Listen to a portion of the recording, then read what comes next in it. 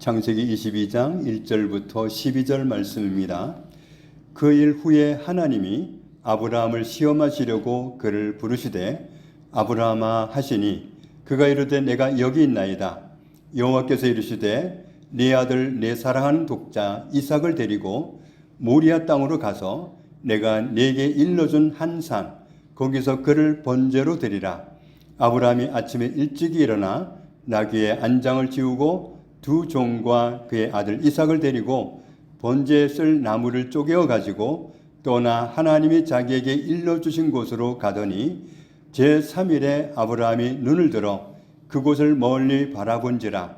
이에 아브라함이 종들에게 이르되 너희는 나귀와 함께 여기서 기다리라.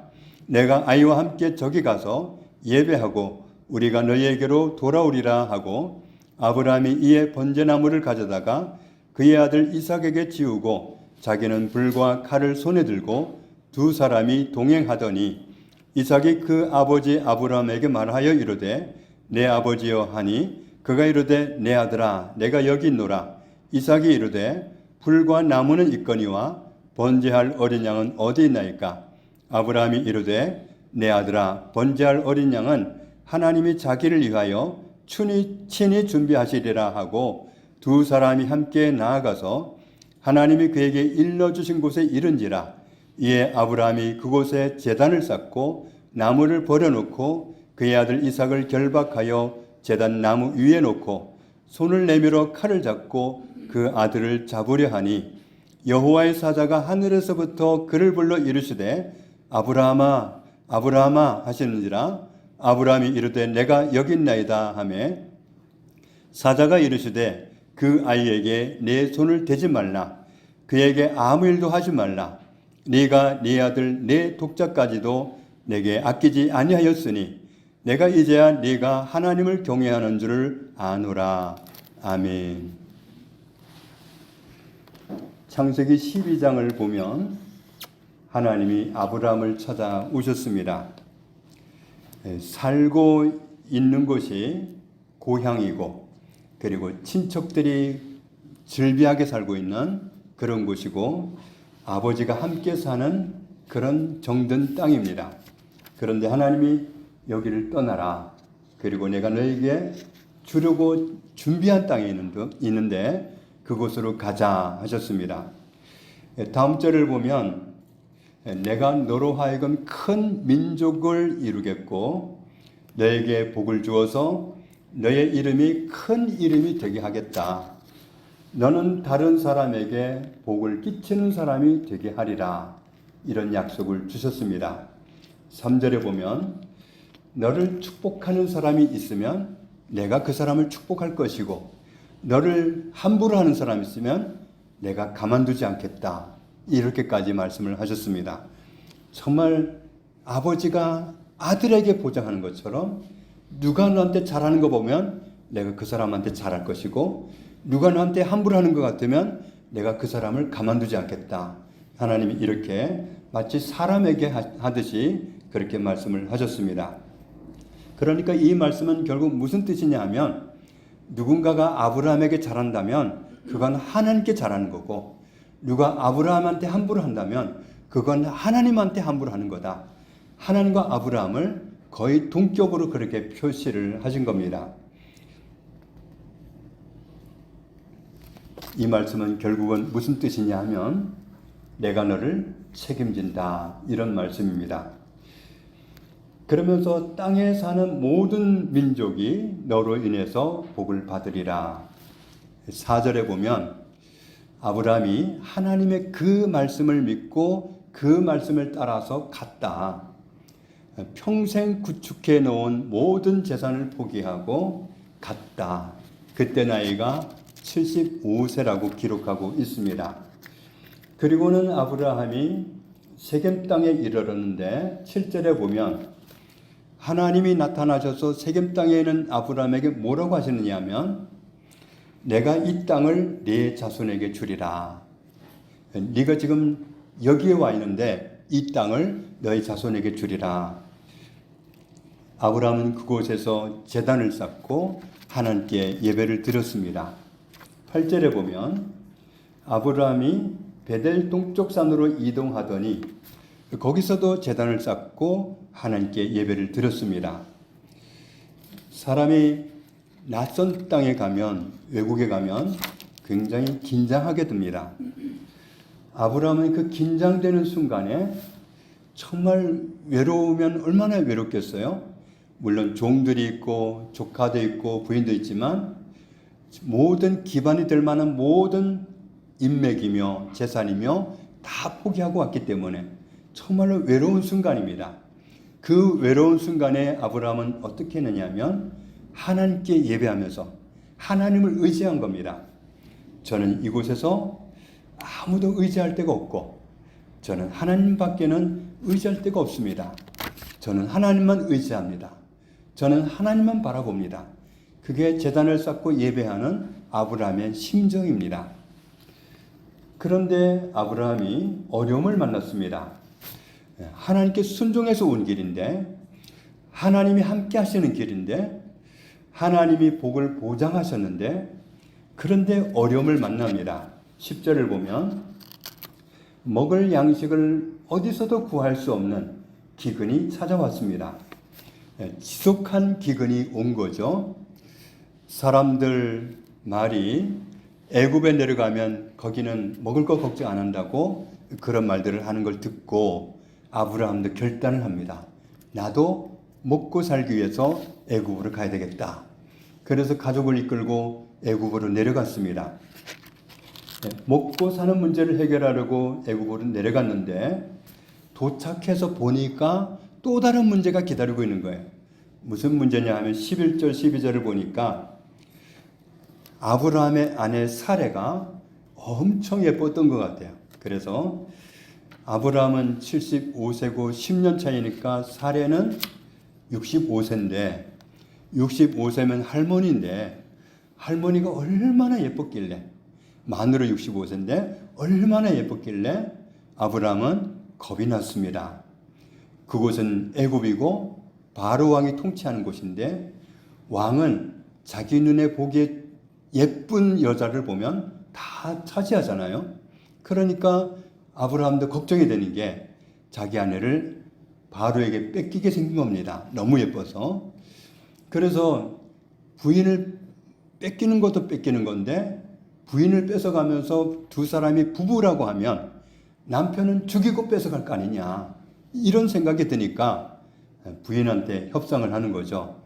여기서 나를 좀 봐줘라. 내가 당신이 너무 이뻐가지고 바로가 틀림없이 당신을 뺏어갈 텐데 그때 나를 죽이고 데려가지 않겠니? 그러면 내가 죽게 되니까 나를 살 수 있도록 이제부터는 나를 오빠라고 불러라. 그래서 부인과 그렇게 합의를 봤어요. 그런데 실제로 정말 그렇게 예뻤을까? 우리가 그렇게 생각할 수 있잖아요. 그런데 돌아가는 그런 상황들을 보면 사라가 정말 얼마나 예뻤는지 우리가 알게 해 줍니다. 60대 중반의 여인이 얼마나 예뻤는지 14절 15절을 보면 애굽 사람들이 사레가 얼마나 예쁜지 사람들이 사레의 미모에 다들 감탄을 했습니다. 그리고 너무 예쁜 여자가 나타났다는 말을 사람들이 자꾸 하니까 그 말이 바로를 시중드는 고위 공무원들한테까지 다 들렸습니다. 그러니까 공무원들도 와서 보고 야 정말 예쁘다. 그런데 이제 사람들이 오면 연극을 하는 거죠. 오빠, 동생 그러면서 연극을 하는 거죠. 그러니까 이제 그 모습을 결국은 자기들 보기에도 너무 예쁘니까 자기가 섬기는 왕한테 가서 바로 왕에게 그 사실을 알렸습니다.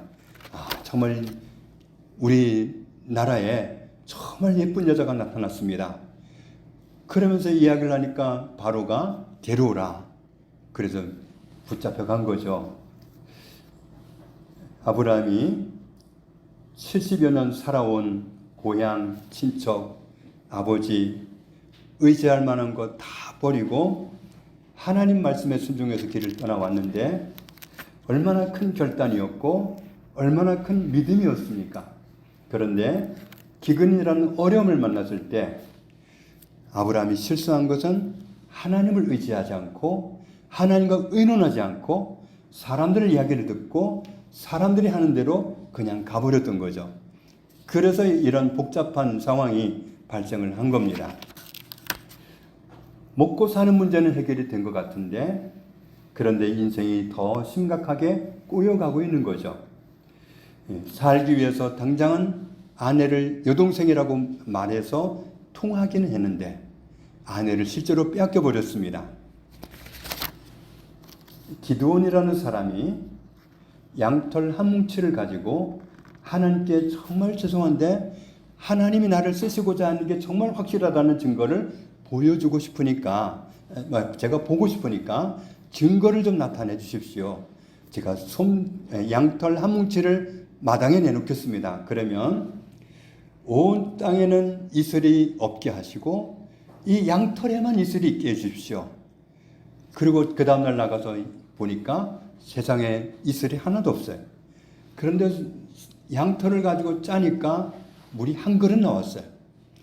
그런데 기드온이라는 사람이 또 하나님께 시험하기를 하나님 한 번만 더 저에게 확신을 주십시오. 이번엔 반대로 해주십시오.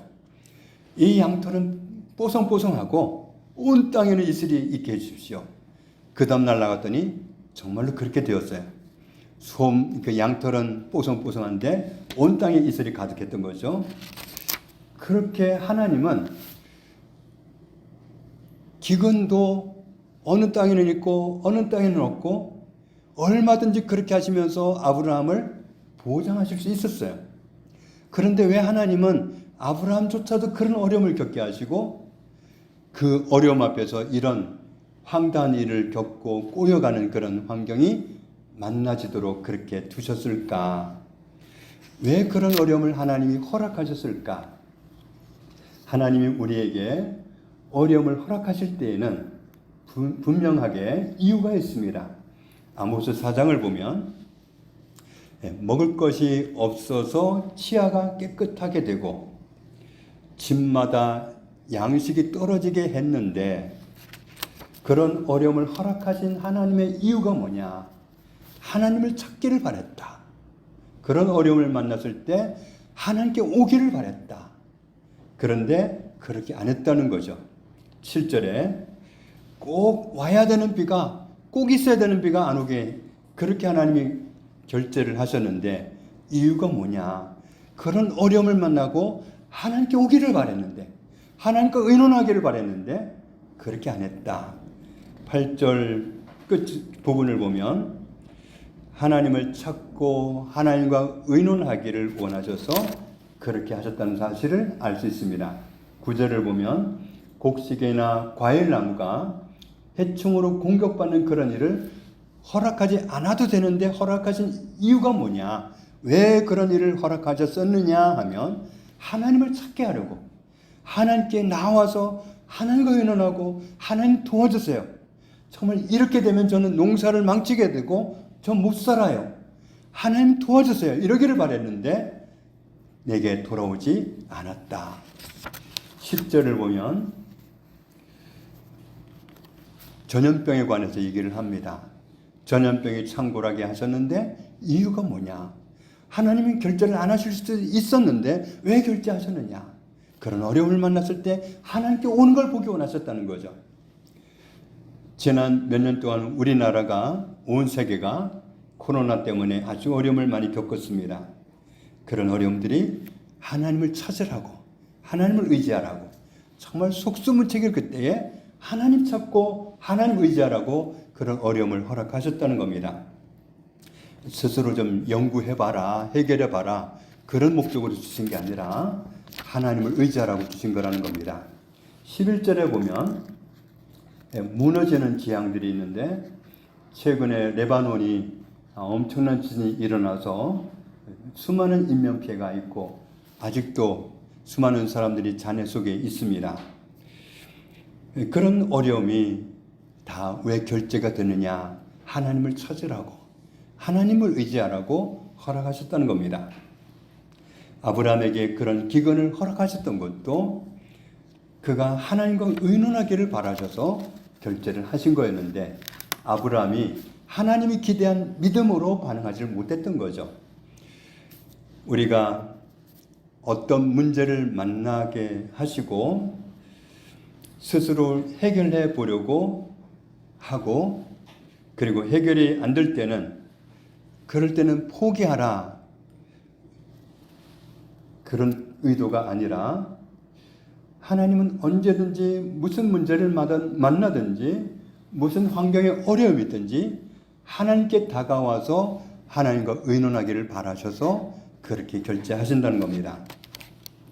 아브라함이 그런 기근을 만났을 때 하나님을 찾고 하나님과 의논했다면 하나님이 기대하신 하나님이 원하신 그런 모습이었겠죠. 그런데 아직 아브라함은 그 믿음을 드릴 수 있는 그런 상황이 되지 못했습니다. 아브라함은 바로 왕한테 아내를 뺏겼습니다. 아브라함의 믿음이 하나님의 기대에 미치지 못했기 때문에 거기까지 갔습니다. 그런데 창세기 12장을 보면 하나님은 누구를 혼내시고 누구에게 야단을 치셨느냐 하면 하나님이 바로에게 재앙을 내리십니다. 창세기 12장 17절을 보면 하나님이 바로에게 야단을 치셔요. 아브라함을 야단 치신 게 아니라 바로를. 18절 19절을 보면 바로가 당황해서 아브라함을 부르더니 왜 아내라고 하지? 왜 그랬어? 화도 못 내 바로가. 하나님이 무서워서 화도 못 내고 왜 그랬어? 처음부터 아내라고 하지. 그러면서 아내를 돌려보냅니다. 13장을 보면 아브라함이 애굽을 떠나서 네겝으로 올라갔습니다. 아브라함이 가축도 많고 은금도 풍부한 부자가 됐습니다. 아브라함이 롯이라는 조카와 함께 살고 있었는데 롯도 가축이 많이 있었다. 그러다 보니까 서로 자기 주인의 가축을 풀뜯게 하려고 싸움박질을 하게 됐습니다. 종들이. 8절 9절을 보면 아브라함이 그 문제를 해결하기 위해서 롯에게 제안을 합니다. 뭐라고 제안을 하냐면 우선권을 너한테 주겠다. 우리 이렇게 싸우고 지낼 일이 아니지 않니? 네가 마음에 드는 곳을 선택해서 가라. 나를 떠나서 네가 가고 싶은 대로 가라. 네가 왼쪽으로 가면 나는 오른쪽으로 가고 네가 오른쪽으로 가면 내가 왼쪽으로 가겠다. 같이 함께 있으면서 싸우지 말고 우리 헤어지자. 우선권을 줄 테니까 넌 네가 보기에 좋은 대로 가라. 이 말은 아브라함의 믿음을 보여주는 표현입니다. 자기가 삼촌인데 윽박지르고 자기가 좋은 거 선택해서 가도 되잖아요. 그런데 아브라함은 그렇게 하지 않고 선택권을 조카한테 주면서 네 마음대로 가라. 난 네가 가는 반대편으로 가겠다. 이 말 속에는 무슨 뜻이 있느냐면 내가 그래도 좀 겪어보니까 환경이 좋고 여건이 좋고 그게 나를 살리는 게 아니라 하나님이 함께 계시면 어디가 됐든지 나는 산다는 걸 이제 알았어. 하나님이 내 보장이야. 그러니까 나는 얼마든지 어디서든 살아남을 수 있으니까 너는 너 가고 싶은 대로 가. 내가 너한테 우선권을 줄게. 믿음의 표현이었던 거예요. 그러니까 그 사이에 아브라함의 믿음이 벌써 그만큼 자랐던 겁니다.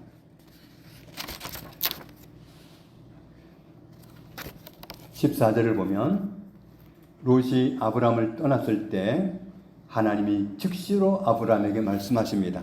뭐라고 하셨냐면 하나님이 아브라함의 그 성장한 믿음을 보시고 하나님이 흥분하셨어요. 너는 눈을 들어서 사방을 둘러봐라. 15절에 내 눈에 보이는 땅을 너와 내 자손에게 주겠다. 16절에 내 자손이 땅에 티끌같이 많아지게 할게. 17절에 일어나서 너에게 눈에 보이는 땅을 다 왔다 갔다 해봐. 너에게 다 줄게. 하나님이 흥분을 하셨어요. 18절에 보면 아브라함이 헤브론을 가더니 거기서도 하나님께 제단을 쌓고 예배를 합니다. 하나님과 아브라함이 점점 가까워지고 그의 믿음이 점점 성장해 가는 것을 보게 됩니다. 창세기 14장을 보면 전쟁에 나가지고 조카 롯이 잡혀갔다는 소식을 듣습니다. 그래서 자기 집안에서 장정들 318명을 거느리고 전쟁하러 갑니다. 전쟁을 걸어온 왕들은 연합군대예요. 네 왕들이 전쟁을 걸어왔기 때문에 그 정도 왕들이 전쟁하러 올 때는 무장도 단단히 했을 것이고 훈련도 단단히 해가지고 군대가 왔을 거란 말이죠. 그런데 아브라함이 318명을 종들을 데리고 갔지만 무슨 훈련이 됐겠어요? 무슨 무장이 됐겠어요? 무슨 무기가 있겠어요? 그런데 겁없이 싸우러 간다고 간 겁니다. 그건 뭐냐면 아브라함의 믿음이 하나님이 나와 함께 계시니 내가 이긴다는 믿음의 표현이에요. 그래서 그 믿음을 가지고 가겠다는 겁니다. 그래서 갔는데 대승을 거두었습니다. 21절을 보면 승리를 거두고 돌아오는 아브라함에게 소돔 왕이 제안을 합니다. 뭐라고 제안을 하냐면 포로로 잡아온 사람들은 다 나한테 주고 물품들은 다 네가 가져. 이렇게 제안을 합니다. 그런데 22절을 보면 아브라함이 소돔 왕에게 이르되 천지의 주제이시요 지극히 높으신 하나님 여호와께 내가 손을 들어 맹세하노니 23절에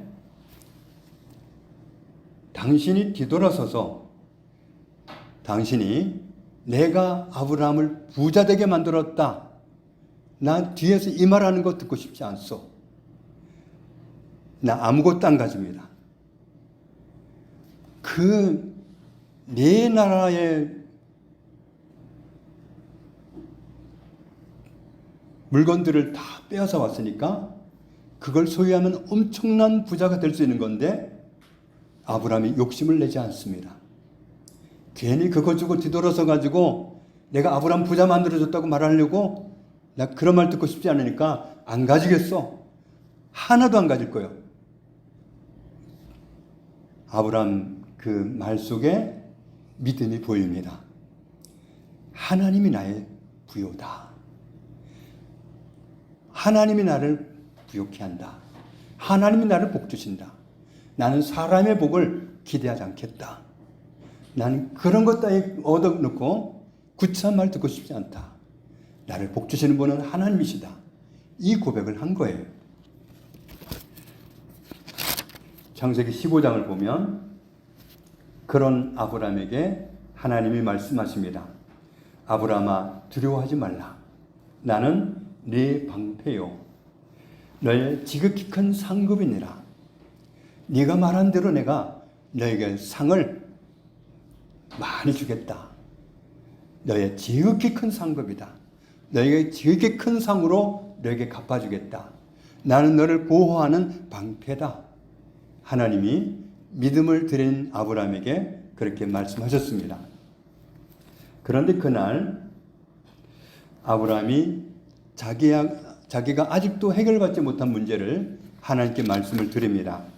3절 4절을 보면 저는 자식이 없어서 3절 4절입니다. 저의 종을 상속자로 삼아야 될 판입니다. 그랬더니 하나님이 뭐라고 하시느냐 하면 아니다. 그 사람은 너의 상속자가 될 수 없다. 너의 몸에서 태어난 사람이 너의 상속자가 된다. 하나님이 아브라함에게 그렇게 약속하셨습니다. 5절 6절을 보면 하나님이 아브라함을 밖으로 데리고 나가시더니 시청각 교육을 하십니다. 하늘에 있는 무수한 별들을 바라보게 하시면서 너의 자손이 저 수를 헤아릴 수 없는 별들처럼 많아지게 하겠다. 그랬더니 6절에 아브라함이 하나님의 그 약속의 말씀을 듣고 믿었어요. 아브라함이 하나님을 믿으니까 하나님이 그를 의인으로 여기셨다. 하나님을 못 믿을 때 죄인이 되는 거고 하나님을 믿을 때 의인이 되는 겁니다. 7절 같이 읽습니다. 또 그에게 이르시되 나는 이 땅을 네게 주어 소유를 함께 하려고 너를 갈대아인의 우리에서 이끌어낸 여호와니라. 나는 이 땅을 너와 너의 자손에게 주려고 너를 이 땅으로 이끌어냈어. 이 말씀을 하신 거죠. 그런데 8절을 보면 아브라함이 하나님께 하나님이 과연 이 땅을 저와 제 자손에게 준다는 것을 어떻게 알 수 있습니까? 정말로 하나님이 그렇게 하신다는 것을 어떻게 알 수 있습니까? 그렇게 하나님께 당돌하게 질문을 합니다. 그랬더니 9절 10절에 너는 3년 된 암소, 3년 된 암염소, 3년 된 순양, 산비둘기, 집비둘기 새끼를 가지고 와라. 그리고는 그 짐승을 절반을 쪼개라 그렇게 말씀하십니다. 이 중동 쪽에서는 그 당시에 어떤 중요한 약속을 할 때 짐승을 가져다가 절반을 쪼갭니다. 그리고 이렇게 놓고 요 사이로 지나갑니다. 이건 무슨 뜻이냐 하면은 내가 원래는 한 몸이지만 내가 약속을 안 지키면, 내가 약속을 못 지키면 내 몸을 쪼개고 네가 이 사이로 왔다 갔다 해라. 죽여버려라 이거죠.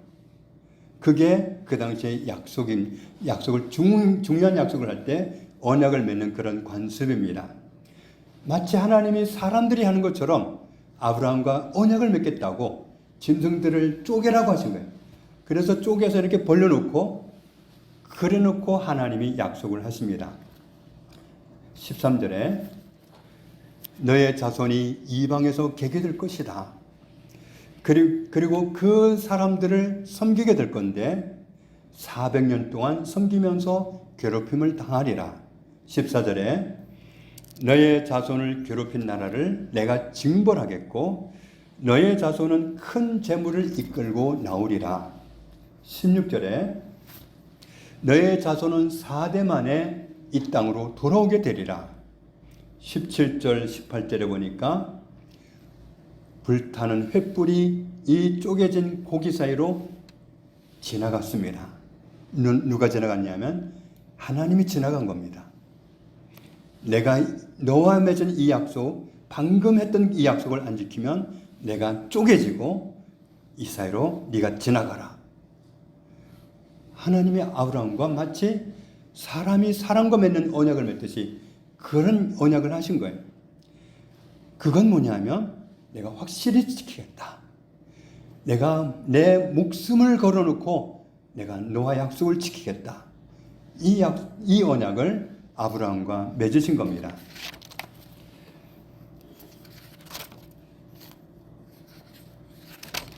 창세기 16장을 보면 아브라함이 가나안 땅에 거주한 지 10년 되었을 때 사레가 인간적인 방법으로 자기들의 문제를 해결하려고 했습니다. 하나님이 전에 말씀하시기를 자기 남편 아브라함을 통해서 자녀를 준다고 하셨으니까 그러면 부인만 바꾸면 되겠다는 기이한 생각을 한 거죠. 그래서 자기의 여종 하갈을 자기 남편한테 첩으로 붙여주면서 하갈을 통해서 자녀를 낳아보시오. 그렇게 첩을 붙여줬습니다. 그렇게 해서 하갈이 임신을 하고 이스마엘이라는 아들을 얻었는데 그것은 하나님과 의논한 일이 아니었습니다. 하나님과 의논하지 않고 일을 벌이면 갈등이 생기고 문제가 많이 발생합니다. 그래서 당장에 임신했을 때 문제 생기고 그 아이가 자라면서 문제가 생기고 갈등 구조가 계속 형성이 되는 겁니다. 창세기 17장에 아브라함이 99살 되었을 때 하나님이 아브라함에게 오십니다. 나는 전능한 하나님이라. 하나님이 아브라함에게 나는 전능한 하나님이다, 이 말씀을 왜 하시겠어요? 아브라함이 아직도 하나님을 확실하게 못 믿으니까 나 전능자야. 왜 그런 얘기를 하시냐면 믿으라는 거예요. 믿으라는 거. 내가 전능자라는 사실을 믿으라는 겁니다. 그러면서 너는 내 앞에서 행하여 완전하라 그랬습니다. 그런데 여기서 앞에서라고 그랬는데, 앞에서라는 말이 원어에는 앞이 아니라 파님이란 말인데, 파님은 얼굴입니다. 너는 내 얼굴 앞에서 행하여 완전하라, 이런 뜻입니다. 행한다는 말이 원어로는 가다, 오다, 걷다, 이런 뜻입니다. 너는 내 얼굴 앞에서 걸어라. 너는 내 얼굴 앞에서 나와 함께 걷자. 그러면 너는 완전해진다.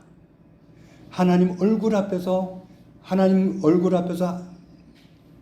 있으면 하나님이 보실 때 뭐만 보이겠어요? 아브라함만 보이겠죠?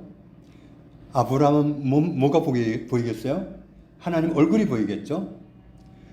그런 가까운 위치에서 아브라함이 하나님과 동행하면, 함께 살아가면, 그러면 너는 완전한 사람이 된다. 그러면서 내가 내 언약을 나와 너 사이에 두어서 너를 크게 번성하게 할 테니, 이렇게 약속하셨습니다. 하나님과 함께 걸어갈 수 있는 사람이 완전한 사람입니다. 하나님이 노아에게 방주를 지으라고 하셨잖아요. 하나님이 왜 노아에게 방주를 지으라고 하셨을까요? 그가 건축 전문가였을까요? 그렇지 않았습니다. 노아는 그 당시에 하나님이 인정하실 믿음의 사람이었지 목수가 아니었습니다. 그런데 하나님께 순종하고 하나님과 함께 방주를 짓는 동안에 배 만드는 전문가가 된 거예요. 하나님과 함께 가면 전문가가 되는 겁니다. 나는 전능한 하나님이다. 너는 내 얼굴 앞에서 함께 하면서 완전한 사람이 되거라. 나는 전능자야. 나를 믿고 내 얼굴 앞에서 함께 살자. 그럼 너는 완전한 사람이 될 수 있어. 라고 말씀을 하시는 겁니다. 4절, 6절을 보면 내 언약이 너와 함께 있으니 너는 여러 민족의 아버지가 되리라. 그러면서 지금부터는 너의 이름을 아브라함이라 부르지 말고 아브라함이라 불러라. 여러 민족의 아버지가 될 것이기 때문이다. 너에게서 민족들이 생기고 너에게서 왕들이 태어날 것이다. 7절, 8절을 보면 이 언약은 아브라함뿐만 아니라 너의 자손 대대로 이루어질 일이다. 너와 너의 자손들에게 가나안 땅을 계속해서 물려줄 영원한 언약으로 내가 세운다. 이렇게 말씀을 하시면서 나는 너의 하나님일 뿐만 아니라 너의 자손들의 하나님이 될 것이다. 라고 약속을 하셨습니다. 10절, 12절에 아브라함과 아브라함의 자손들은 하나님으로부터 특별한 언약을 갖고 있는 사람이라는 그 증표로서 할례를 행하라는 그런 명령을 받습니다. 자기 몸에다가 할례를 행하고 그 할례한 자기 몸을 볼 때마다 나는 하나님과 언약을 맺은, 하나님이 이 가나안 땅에서 영원히 살게 하는 그런 특별한 언약을 가진, 하나님으로부터 복을 보장받아서 너와 너의 자손에게 대대로 복을 주겠다고 하신 그 언약을 받은 그 하나님의 약속을 가진 하나님의 사람이야 하는 증거를 자기 몸에 새겨진 할례를 바라볼 때마다 새기게 하려고 그런 할례를 행하도록 하셨습니다. 15절 16절에 보면 하나님은 사라의 이름도 사라로 바꾸어 주셨습니다. 사라의 역할은 아브라함에게 아들을 낳아주는 겁니다. 여러 민족의 어머니가 되게 하시고 여러 민족의 왕들이 태어나게 하신다는 약속을 동일하게 말씀하셨습니다. 18절 19절을 보면 아브라함이 사라가 아들을 낳는다는 말씀을 듣고 웃었습니다. 자기 나이는 100살이고 자기 부인은 90살인데 어떻게 자식을 낳으리요? 그런 생각이 들어서 웃음이 나왔습니다. 그러면서 이스마엘이나 상속자가 되게 하시죠. 이렇게 하나님께 말씀을 드렸는데, 그런데 하나님은 아니라고 하시는 거죠. 아니라 네 아내 사라가 네게 아들을 낳으리니 너는 그 이름을 이삭이라 하라. 내가 그와 내 언약을 세우리니 그의 후손에게 영원한 언약이 되리라. 21절에 보면 하나님은 다음 해에 태어날 이삭과 아브라함과 계속해서 맺어왔던 이 언약을 다시 이어서 맺겠다고 말씀하셨습니다. 창세기 20장을 보면 아브라함이 그랄이라는 곳에 잠시 거주하게 되었는데 여기서도 부인을 뺏기고 맙니다. 그랄 왕이 부인 뺏으려고 아브라함을 죽일까봐 아브라함은 또 연극을 했죠. 자기는 오빠고 부인은 동생이라고 연극을 했는데 목숨은 건졌는데 잡혀갔습니다. 그런데 하나님이 또 그 왕을 혼쭐을 내셔서 그래서 사라를 돌려보냅니다. 사라가 다른 사람의 아이를 낳는 게 아니라 아브라함의 아들을 낳게 하시려고 그렇게 강권적으로 개입하셔서 보호를 하셨습니다. 하나님이 이렇게 세심하게 하나님의 언약이 두 사람을 통해서 이루어지게 하시려고 돌보신 것을 볼 수 있습니다. 그렇게 해서 아브라함이 100살에 이삭이라는 아들을 낳았지 않았습니까? 창세기 21장을 보면 이삭이 태어났는데, 그런데 창세기 22장에서 100살에 얻었던 그 소중한 아들, 창세기 22장입니다. 아브라함에게 시험을 하시는데 너의 그 독자 아들을 모리아 산으로 데려가서 나한테 제물로 바쳐라. 3절을 보면 아브라함이 즉시로 순종합니다. 9절 10절을 보면 하나님은 모리아 산에 아브라함이 올라가는 것을 다 보고 계시는 거죠. 자기 아들을 결박을 해서 묶어서 제단 위에 올려놓고 아들을 잡으려고 칼을 붙잡습니다. 칼을 치켜드는데, 그런데 하나님이 말리시죠. 11절 12절을 보면 하나님이 아브라함을 부르시더니 12절입니다. 같이 읽습니다. 사자가 이르시되 그 아이에게 내 손을 대지 말라. 내가 내 아들 내 독자까지도 내게 아끼지 아니하였으니 내가 이제야 네가 하나님을 경외하는 줄 아노라. 아브라함이 고민을 많이 했다거나 그 시험을 당하고 진짜 시험에 들었다거나 그런 기록은 성경 어디에서도 찾아볼 수 없습니다.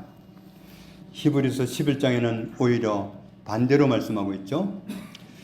하나님이 아브라함에게 수없이 말씀해 오셨고 이삭을 통해서 자손을 주시고 수많은 왕들이 태어나게 하신다는 그런 약속이 있었기 때문에 하나님은 그 약속을 이루실 분이라는 사실을 아브라함은 확실히 믿었다. 그래서 아들을 죽이라고 하실 때는 내가 죽이면 이 아들을 하나님이 살려서라도 그 약속을 이루시리라. 그 믿음을 가지고 아들을 진짜로 죽이려고 했다는 거죠.